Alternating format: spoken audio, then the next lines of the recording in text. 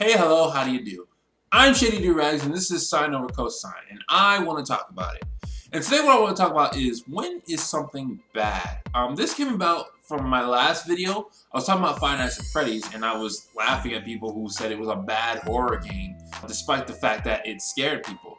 But that wasn't really fair on their account, considering that the definition of what is bad changes from time to time. I myself have used different definitions without saying that. And I think this is important because, as I've said before, or at least I hope I said it before, it's not what's said, it's what's meant. And a lot of times, two people will be arguing about whether something is good or bad, and they don't know that they have different definitions. I actually spent like 2 hours online arguing with somebody whether or not something was bad, and then at the end, we said, wait a second, what do you mean by bad? Oh, no wonder why we can't agree. And for this, I'm specifically talking about a medium of art, like video games, books, movies, stuff like that. Obviously, an apple is bad if it's rotten. And the couple definitions from my experience that I found is that, one, something is bad if it has a specific goal and it doesn't meet that goal. This is why I don't think Five Nights at Freddy's is considered a bad horror game, because as a horror game, it wants to scare people, and it succeeds in doing that. But another definition that people come up with is that something is bad if it's a bad representation of that artistic medium.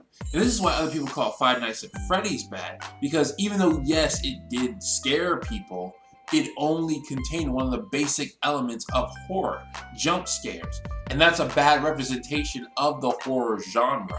Getting away from Five Nights at Freddy's, another example is Call of Duty. Call of Duty is an extremely successful game. It entertains people on a massive scale, which is what games are supposed to do. It has a goal and it meets that goal.